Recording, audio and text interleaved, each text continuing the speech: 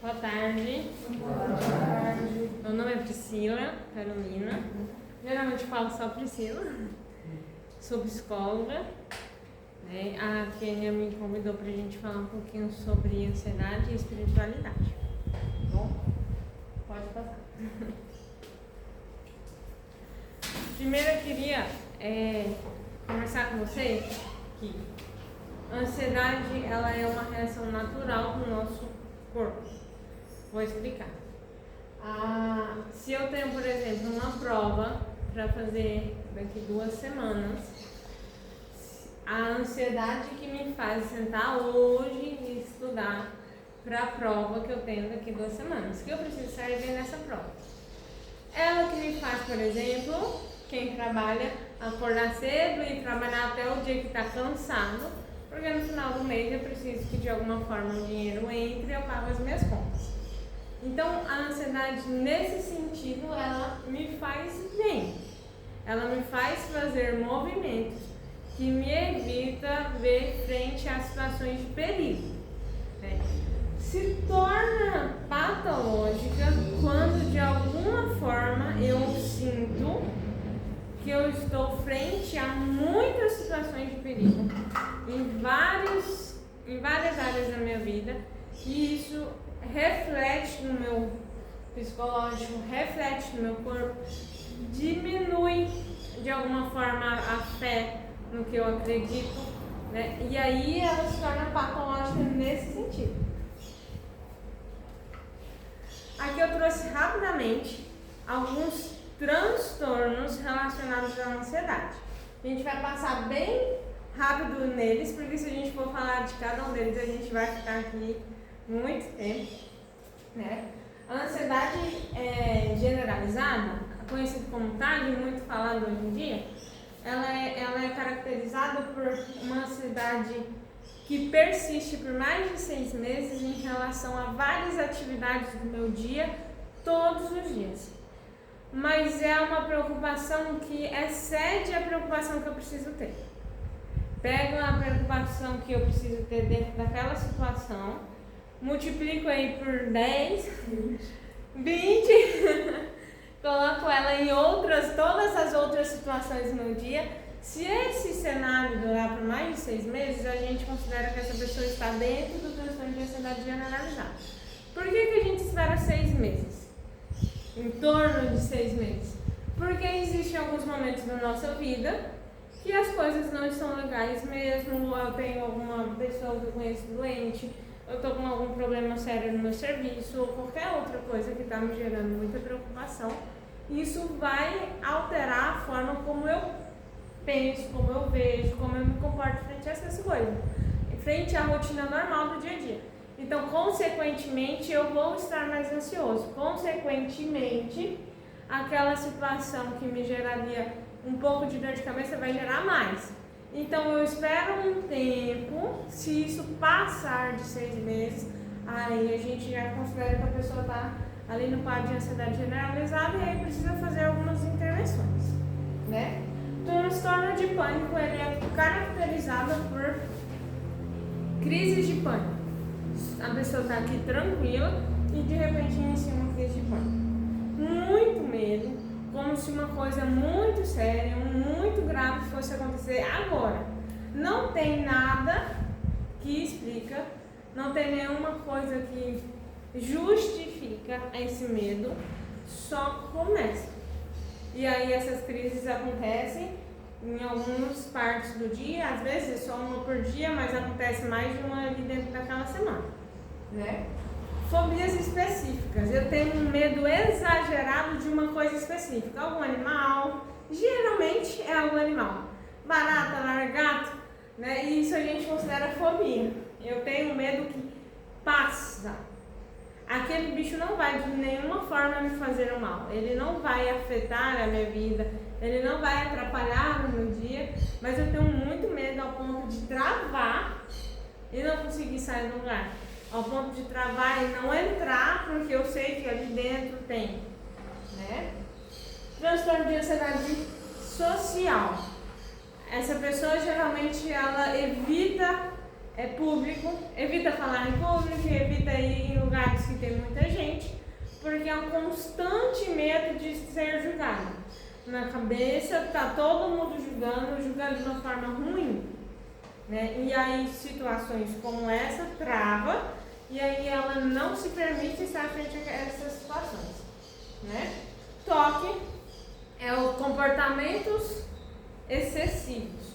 Por exemplo, tem um toque muito conhecido de conferir se a porta está trancada. Não tem nenhum problema conferir se a porta está trancada no final do dia, porque eu vou dormir.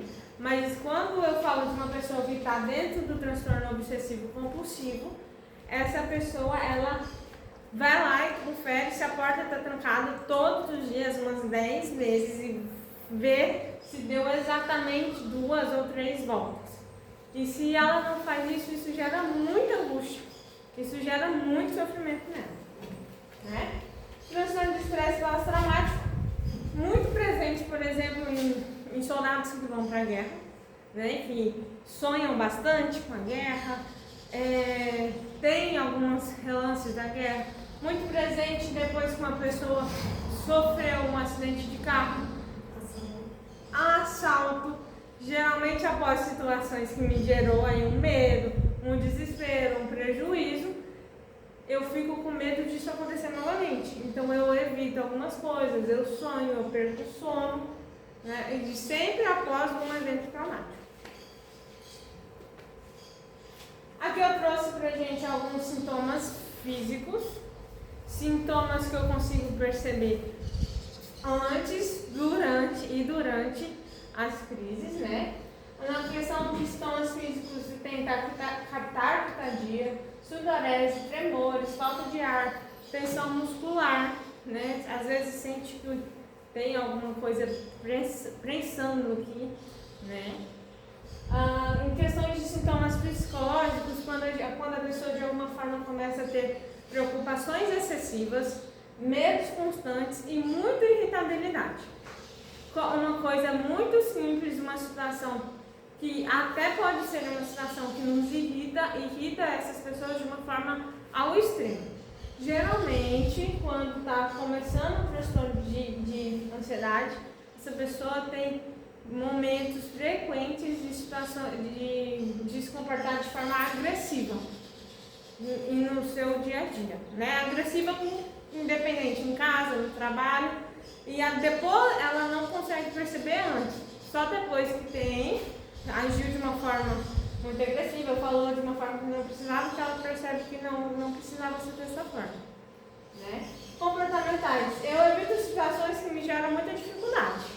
Não, isso aqui me dá muita dor de cabeça, não vou resolver isso aqui com meu colega, não vou resolver alguma outra questão que eu tenho em casa, algo não necessariamente de relações, mas muito frequente relações, né? Mas uma situação normal de um trabalho, por exemplo, que eu faço constantemente. Eu faço essa atividade todos os dias no meu trabalho. Em quadros assim, eu começo a evitar essa atividade. Não vou fazer. Pode dar errado. Eu fiz isso várias vezes antes e não deu errado nenhuma vez. Mas agora na minha cabeça eu tenho certeza que se eu fizer vai dar errado. Sintomas assim a gente precisa ficar em alerta, né? Fico em alerta, né? Isso traz um impacto na vida diária. Quando todos esses sintomas aqui que eu falei assim começar a prejudicar o meu dia, eu começar de alguma forma a ter problema muito comum no trabalho hoje em dia, começar de alguma forma a ter problema com o meu chefe porque eu evitei algumas situações. Quando, por exemplo, no estresse pós-traumático, num caso de assalto, eu preciso sair hoje para pagar uma conta, ou eu preciso sair hoje para fazer uma compra. Isso está me prejudicando no meu dia. Aqui em casa está faltando, por exemplo, essa comida eu preciso, mas eu não saio. Quando começa a prejudicar no meu dia, isso já está um sinal de alerta, a gente já precisa entender o que está acontecendo. Quando a gente ainda não considerou um quadro de ansiedade, a gente consegue manejar os sintomas para que não se torne um quadro um pouco mais grave, né? E a gente consegue, após identificar, né, controlar os gatilhos. Vou usar o exemplo da saúde de novo. Eu estou com muito medo de sair de casa. Como que eu controlo isso? Hoje, tem alguém na minha casa. Eu posso pedir para essa pessoa ir comigo nas primeiras vezes. Vamos comigo hoje no mercado? Ela vai comigo sempre? Não, mas as primeiras vezes, para ela ver que tá tudo, para mim ver que tá tudo bem, que não tem problema, que eu posso ir no mercado e voltar, isso não vai de alguma forma gerar nada para mim de ruim, eu tô controlando o sinal. Aí depois que eu fui algumas vezes com essa pessoa, eu trabalho na minha mente que não, ou na próxima vez que eu precisar ir, eu vou sozinho. Eu vou, ou também a gente pode fazer no sentido de eu vou no mercado mais perto. Eu vou no mercado na rua de baixo da minha casa. Ele é menor, não tem muita coisa, mas tem o que eu preciso. Então eu vou lá, compro o que eu preciso e volto. Na semana que vem, em uma outra ocasião que eu precisar de alguma outra coisa, eu vou no mercado que está no quarteirão do lado. Ele é maior, ele tem mais coisas, ele é barato, porque eu já fui no mercado que tem embaixo da minha casa e eu já vi que está tudo bem. Então eu posso ir mais longe, né? E eu vou controlando aos poucos. Técnica de respiração ajuda muito, porque me tira desse momento aqui de medo, tira desse momento aqui que eu tô, de alguma forma eu preciso fugir dessa situação, me convida o meu corpo a sentir uma experiência diferente, e aí eu consigo acalmar um pouco a ansiedade. Organização da rotina. No caso, se a minha rotina é muito bagunçada, eu não sei o que vai acontecer amanhã. Eu não sei o que vai acontecer no final da semana, ou eu não sei se vai dar para fazer tudo que eu preciso fazer, porque tem muita coisa para fazer. Então, se eu sentar no início da semana, no domingo, organizar, não necessariamente horas, porque eu sei que não dá para ser hora cravada. Ó, na segunda-feira, 4 horas eu vou fazer isso, e na quinta-feira, 10 horas eu vou fazer isso. Mas eu pegar todas as atividades que eu tenho que fazer naquela semana e organizar por dia. Segunda-feira eu vou tentar fazer isso e isso. Terça é isso. Quarta, não preciso fazer nada na quarta, mas na quinta e na sexta eu vou fazer essa outra coisa aqui. Eu já sei que até o final da semana eu vou conseguir cumprir com todas as minhas demandas. Quando me vier a preocupação de eu preciso correr ou eu preciso fazer tudo hoje, eu vou me lembrar que já está organizado. Que eu já tirei um tempo na quinta-feira para fazer aquela situação, então eu não preciso me preocupar com ela agora na segunda-feira. E aí, se eu organizo dessa forma, eu concentro as coisas que eu preciso preocupar. Se eu concentro, eu diminuo a tensão e a pressão que existe em cima de mim, né? Hábitos saudáveis. Hoje o nosso hábito é muito ruim. Comemos muitas comidas industrializadas, temos uma rotina muito corrida, às vezes não fazemos exercício físico e tudo isso nos ajuda. Eu sou muito defensora do exercício físico, eu bato muito nessa tecla com os meus pacientes, porque é comprovado que a pessoa que faz o exercício físico, a atividade física libera no meu cérebro um hormônio que diminui o estresse. Não preciso me tornar atleta e eu sempre oriento nessa questão do exercício que faça um exercício que eu goste, porque manter a constância durante a semana às vezes é difícil. E aí, se eu preciso manter a constância para fazer um exercício que eu não gosto, o fato de eu não gostar vai ser uma ótima desculpa para eu não ir naquele dia que eu estou cansada. Agora, se eu estou fazendo um exercício que eu gosto, o fato de eu gostar do ambiente, gostar das pessoas que fazem comigo, isso vai me animar e vai diminuir a minha desculpa. E eu vou fazer, vou conseguir ter um pouco mais de constância. Não precisa ser todos os dias, não precisa ser muito tempo de exercício, mas eu preciso ali manter uma faixa de umas 3 vezes na semana, mais ou menos.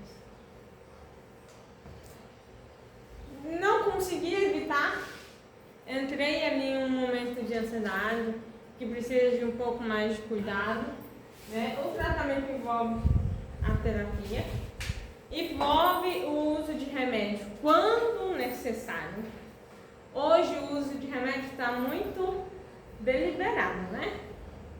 Tá todo mundo tomando, tá todo mundo se automedicando. Ah, o médico passou um comprimido, tomei um comprimido, não deu certo, vou tomar 2, né? E aí vai gerando uma bola de neve aí. Não. Quando necessário, existem alguns casos que não é necessário. E quando é necessário, isso precisa ser acompanhado, né? Até mesmo porque a medicação não é para gerar uma dependência. E se eu faço uso de forma correta, não gera essa dependência. Agora, se eu faço uso da forma como eu quero, hoje eu tomo muito, eu vou tomar 2, hoje eu não tô ansiosa, eu não vou tomar nenhum, e aí meu corpo vai gerar a dependência da medicação, né? A ideia da medicação é que a gente inicie a medicação, estabilize e depois retire ela de forma devagar, para que a estabilidade que eu conseguir com a medicação, eu consiga manter ela sem a medicação, né? Técnicas de relaxamento e atividade física. A atividade física entra na prevenção e no tratamento, tá bom? Queria trazer, antes de entrar e a gente falar um pouquinho sobre a questão de espiritualidade, a definição de saúde pela OMS. Eles trocaram a definição em 1946 e trouxeram saúde não como a ausência de doença, mas como um bem-estar físico, psicológico e espiritualmente. Até 1946, eu era considerada uma pessoa saudável se eu não tinha algum tipo de doença, mesmo que eu não tivesse hábitos saudáveis. Hoje não. Hoje eu sou considerada uma pessoa saudável se eu faço um exercício, se psicologicamente e emocionalmente eu estou bem, e eu entendo que estar bem não é um lugar onde eu estou bem todos os dias da semana. Vai ter momentos que eu vou estar mais estressado, vai ter momentos que eu vou estar mais triste, e aí se o fato de eu saber lidar com este momento para depois passar, elaborar o sentimento de uma forma saudável. Elaborar o sentimento quer dizer que se eu estou triste, se eu estou feliz, se eu estou com raiva de alguma coisa, de alguma situação, eu preciso expressar esse sentimento de uma forma que quando passe a situação e quando passe o meu sentimento não me gere uma consequência. Se eu estou com raiva e de alguma forma eu dar um murro na parede, na hora que passar, minha raiva passou, a situação passou, gerou uma consequência, eu posso quebrar a mão. Então eu preciso expressar qual é o meu sentimento e depois isso não vai me gerar uma consequência. Se eu tiver chateado demais com uma situação e for lá e gritar com a pessoa para tentar resolver naquele momento que eu estou no auge do sentimento, primeiro eu não vou resolver, e quando eu passar, eu diminuir minha chateação, estabilizar um pouco meu sentimento, a consequência está feita. Eu vou ter um problema, eu vou ter que sentar, eu vou ter que conversar, porque eu estraguei de alguma forma uma relação. Então eu preciso reagir, eu preciso expressar, segurar não é saudável, mas de uma forma que não me gere uma consequência futura, né?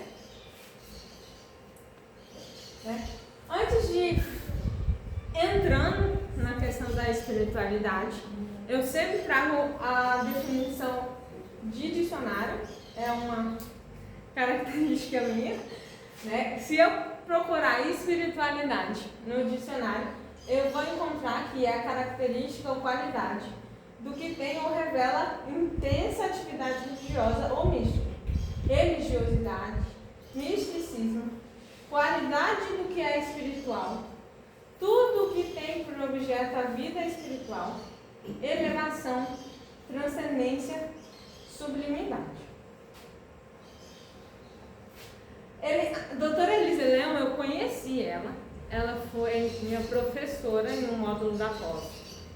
Ela também é psicóloga e ela tem um livro, se eu não me engano, o nome do livro é Resiliência e Espiritualidade.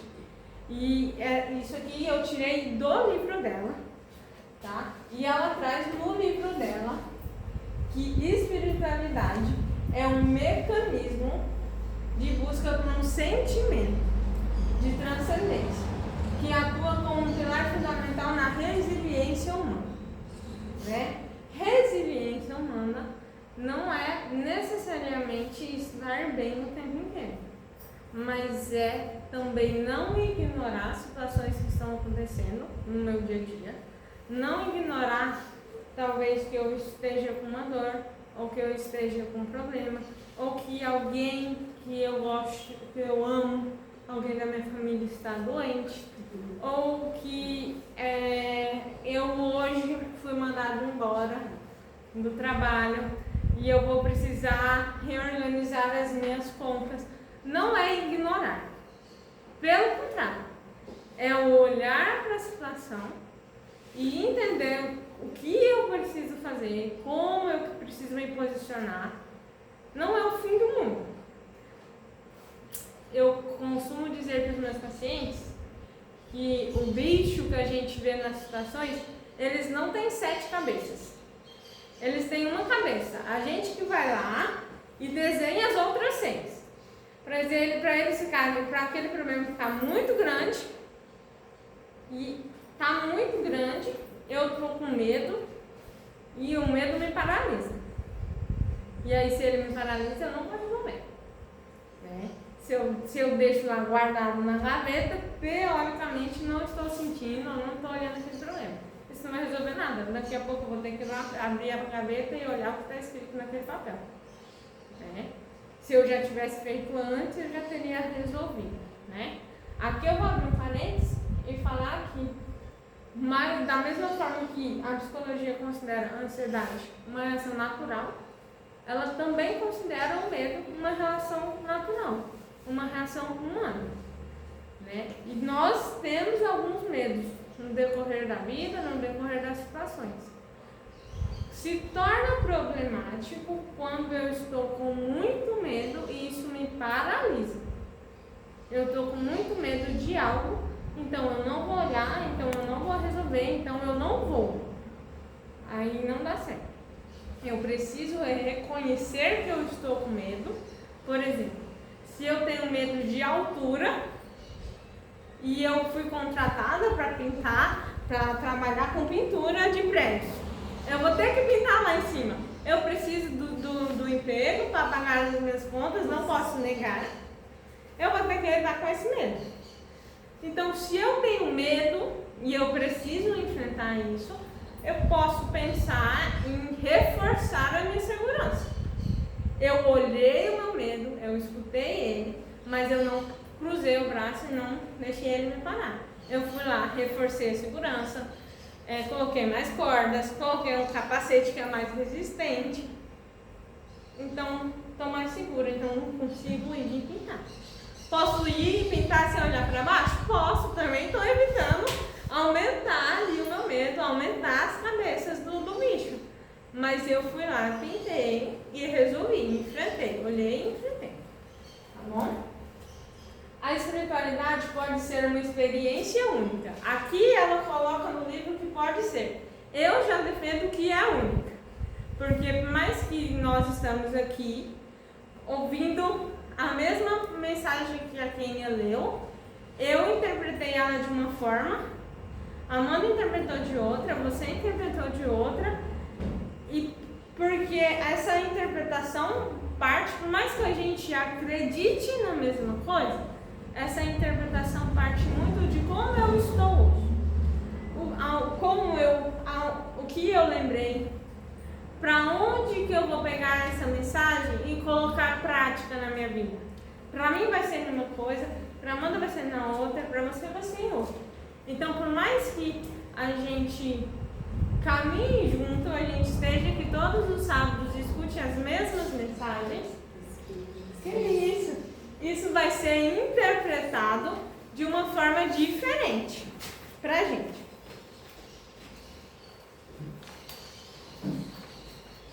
Tá, uma experiência única com aspectos que auxiliam no cotidiano e na ressignificação dos temas da vida. Precisa ajudar no meu dia a dia, né?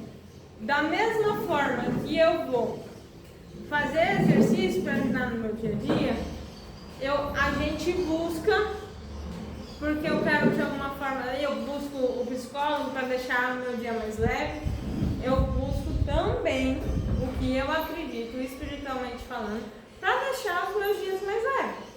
Porque às vezes eu estou lidando com uma situação que está me incomodando muito. E acreditar naquilo ali, ter fé naquilo ali, vai mudar a situação? A situação não. Nesse ponto também eu vou comparar muito a espiritualidade com a psicologia. Como psicóloga, eu não posso mudar a realidade de nenhum paciente. Eu não posso mudar nada que já aconteceu, apesar de que às vezes eu queria. Não posso mudar nada que já aconteceu. Mas a gente pode mudar ali dentro da caminhada.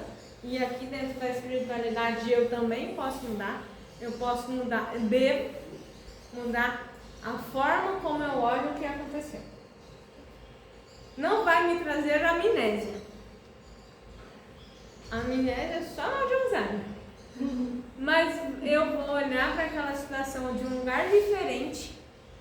E olhando para um lugar diferente, não é que aquela situação se tornou insignificante para mim. Não é. Mas é que não vai doer tanto.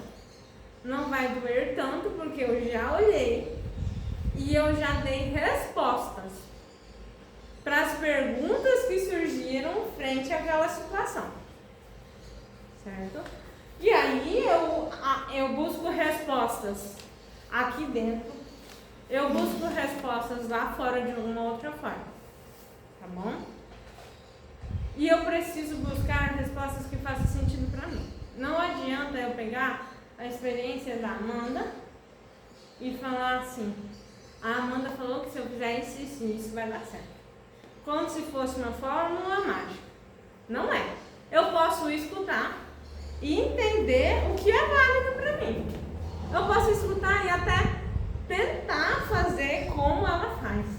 Mas para mim o resultado vai ser diferente. Pode ser um resultado parecido, mas vai ser diferente. E aí depois que eu tentar, eu preciso fazer uma análise. Olha, deu certo. Mas essa parte aqui, ó, que ela falou que para ela deu muito certo, para mim não deu muito certo não. Mas se eu fizer dessa outra forma aqui, que eu ouvi que a Kênia faz, pra mim vai dar certo também. Talvez se eu juntar o que ela faz e o que a Kênia faz, pra mim vai dar certo.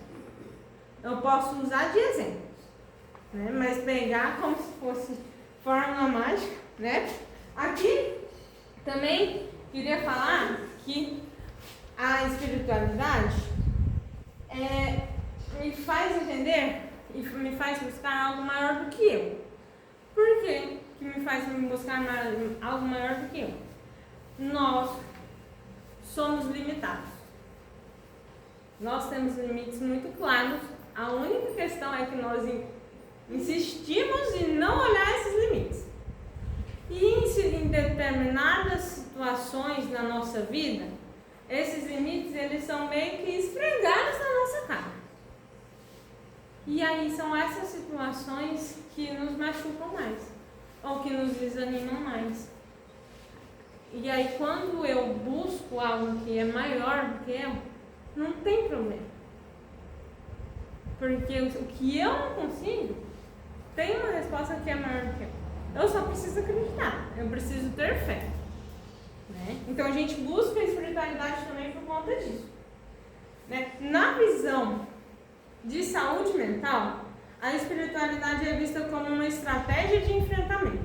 Nós precisamos enfrentar algumas coisas. Algumas não. Nós precisamos enfrentar muitas dores de cabeça durante o nosso dia a dia. Né? E E é saudável para mim enfrentar, por mais difícil que seja. Eu preciso enfrentar do que deixar o problema na gaveta, né? Só que às vezes eu não tenho força.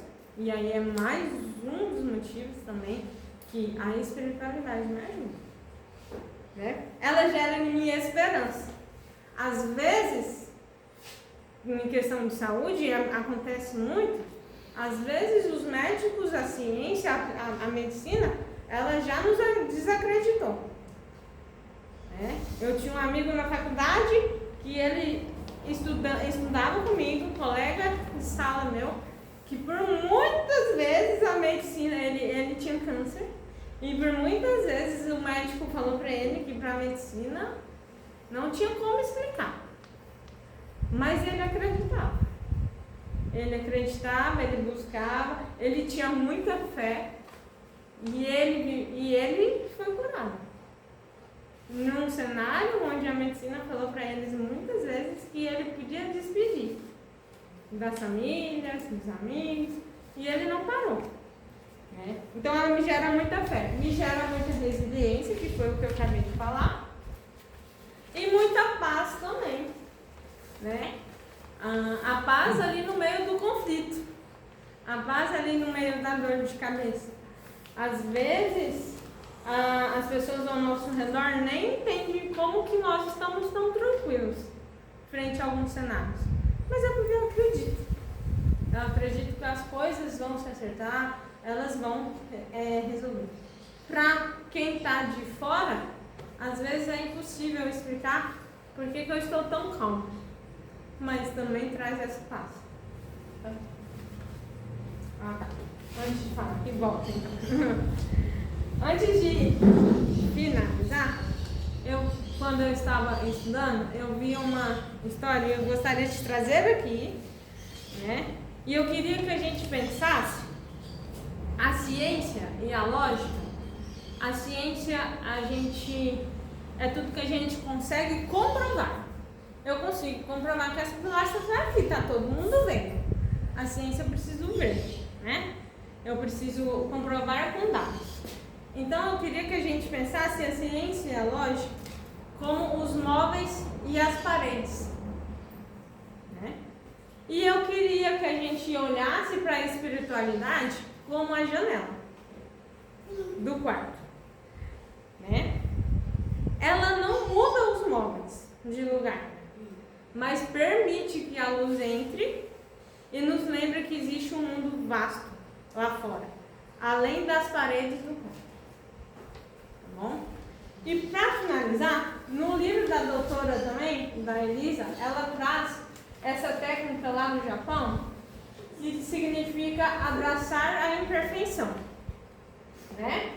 No Japão, onde se iniciou a arte de restaurar peças quebradas, né? Essas lá para eles têm mais valor, porque ela tem história, né? Pela técnica, eles resgatam, pela técnica de resgate dos fragmentos, o povo japonês enfatiza a possibilidade de aprender com os erros, né? Percebendo que nada é estático. Nós estamos em constante movimento, né? Nossa vida é um eterno movimento. E entendendo que ela é um eterno movimento, culturalmente, nós aqui no Brasil, nós por muitas vezes dentro deste movimento, nós buscamos ser perfeitos. Só que aí o que eu gostaria de pensar, a perfeição, a mesa é um objeto perfeito. Eu consigo mudar o tamanho dela, colocar ela mais alta, mais baixa. Eu consigo mudar a forma dela, retângulo, quadrada, redonda. Eu consigo pintar ela de outra cor, fazer ela de outro material que não seja madeira. Eu consigo mudar essas coisas, mas eu não consigo mudar a ideia dela, que é uma tábua em cima com pés que sustentam, para me colocar coisas em cima. Isso eu não consigo mudar. Então a ideia da mesa é perfeita. eu não consigo mudar ela. Por que, então, que por muitos momentos a gente busca ser perfeito se nós estamos em um eterno movimento e se entendemos que perfeição é um lugar estático, parado? Se é perfeito, eu não consigo mexer mais, eu não consigo evoluir mais, né? Então não cabe buscar. Eu preciso de alguma forma, às vezes, lembrar que o caminho não é buscar ser perfeito. O caminho é buscar apenas ali a direção, a resposta que faz sentido para mim. Seja ela uma resposta que vai fazer alguma alteração física, seja ela uma resposta que vai fazer alguma alteração espiritual, seja ela uma resposta que vai fazer alguma alteração psicológica, né? Voltando lá na definição de saúde, não adianta eu estar bem fisicamente, não adianta eu estar bem psicologicamente, se eu não estou bem espiritualmente, né? Não tem como eu dividir as coisas. Ih, velho, chegou no final. Não adianta eu dividir. Agora eu vou fisicamente, eu estou sentindo isso, psicologicamente, eu estou sentindo isso, espiritualmente, eu sou dessa forma. Achar que uma coisa não altera na outra. Altera. Então eu preciso estar bem em tudo. E se espiritualmente eu entendo que para mim é bom e me faz bem durante a semana vir aqui aos sábados, pertencer a este grupo, ouvir a mensagem aqui, e eu não venho, e eu não pertenço, não no sentido só de vir, mas eu não estou aqui, eu estou de alguma forma me auto-sabotando. Eu entendo que isso aqui me faz bem, então eu preciso. Né? Não adianta eu trabalhar em todas as outras questões e aqui eu não trabalhar. Da mesma forma que também se eu trabalhando espiritualmente, psicologicamente, não trabalhar fisicamente, o meu corpo vai ficar fraco. E isso vai interferir. Certo? Então finalizamos. Tem alguma pergunta? A Kênia falou para mim perguntar no final. Se tinha alguma pergunta. Pode perguntar. Interessante. As suas palavras, eu tinha um pensamento e as suas palavras concordaram em gênero e número com esse pensamento que eu tive. Que bom. Seguinte, nós, corpo, mente, psique, espírito. Os sintomas que a gente vê, que a senhora descreveu e tal, no corpo. Atinge o corpo, a mente, a psique. A conclusão que é totalmente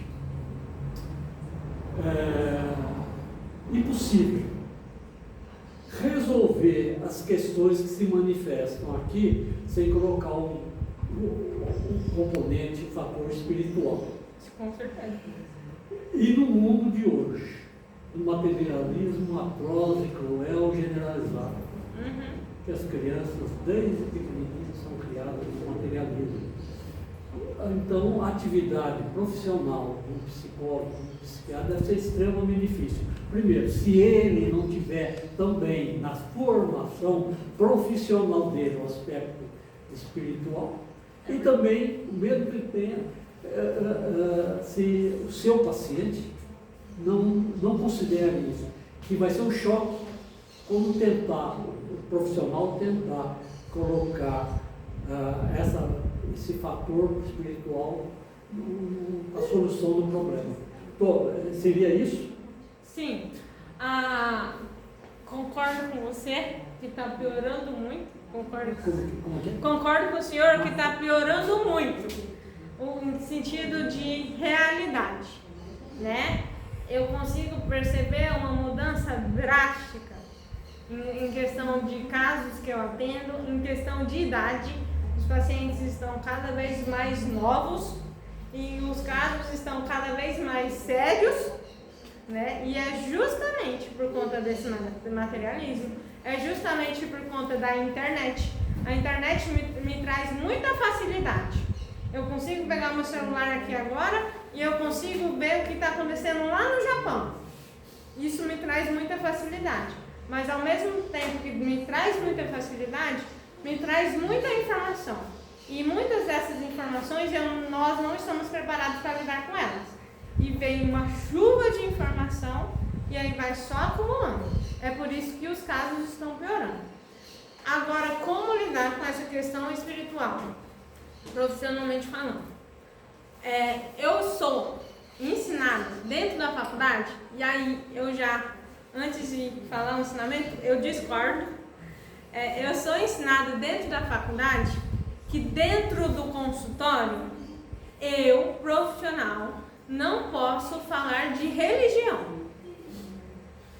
Eu discordo por quê? Agora indo para a prática. Eu discordo por quê? Porque eu trabalho com gente. Como que trabalhando com gente que está no seu estado de saúde debilitado, talvez nos seus piores momentos, porque se a pessoa está bem, ela não vai procurar o profissional, ela procura o profissional quando não está legal. Agora, como trabalhando com essa pessoa que passou a vida inteira dentro de um contexto religioso, como que ela vai lá dentro do meu consultório e na hora que a gente está tratando a problemática dela, ela entra na questão de religião, eu falo assim, não, a gente não vai falar sobre isso. A gente precisa falar sobre isso. Faz parte, é intrínseco dela. Pode separar a religião da religiosidade, da espiritualidade? Pode falar religião, tudo bem. Religião, mas o problema é espiritualidade, não é religiosidade. Mas eu preciso falar, porque quando eu falo do que é ensinado dentro da faculdade, dentro da religião, e eu entendo que é completamente diferente, religião e de espiritualidade, lá colocam tudo dentro de religião. Por serem materialistas. Isso. E aí eu estou falando que na prática eu entendi e eu trabalho dessa forma, eu preciso falar.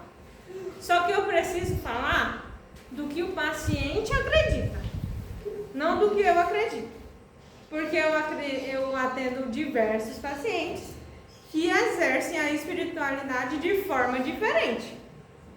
E eu preciso entender a forma como aquele paciente ele exerce. E dentro do que ele exerce, dentro do que ele acredita, nós precisamos falar sim. Não dá para fingir que não está ali. Não dá para virar essa página e fingir que ela não está escrita. Porque ela influencia todas as outras. Priscila, mas o corpo médico hoje em dia está fazendo isso que você está falando. Ainda bem. Já está abrangido. Ainda bem. É verdade. Porque eu não tenho muito tempo, digamos assim, de formada. Eu tenho quase 6 anos de formada. Há 6 anos atrás, dentro da faculdade, eu escutava isso. Então, nesses últimos 6 anos, mudou. Sim. E ainda bem que mudou, porque a gente precisa falar. O meu cuidado precisa ser, não é a minha verdade é importante, é a verdade de quem está ali me procurando. Mas eu preciso falar daquilo ali, do que ele acredita. Porque influencia o corpo, influencia o psicológico. No final eu falei que está interligado. Como que está interligado? E eu pego essa parte aqui e falo assim, não, isso aqui não é importante.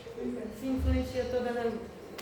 Vários pacientes seus de chegar em você querendo esse apoio, querendo encostar um pouquinho em você para dar esse consolo que ele está querendo. Sim. Então, não tem como não. Sim, e aí no meu pensamento, meu ponto de vista, dentro desses anos aí de trabalho, muitos pensando num adoecimento psíquico, né? Muito adoecimento, ele acontece e ele é intensificado pela religião, não pela espiritualidade. Entendeu?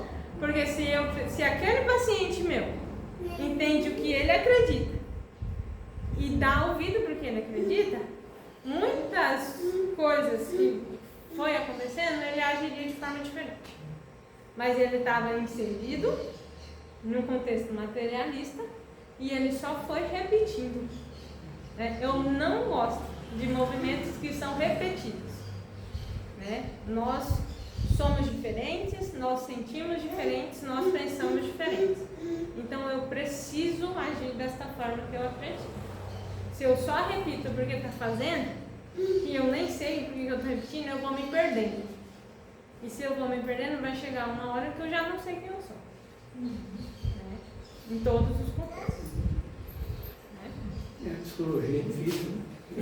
Não é fácil não, mas a gente não é fácil, não. Médico é difícil, fisioterapeuta é difícil, qualquer pessoa que trabalha com gente é difícil.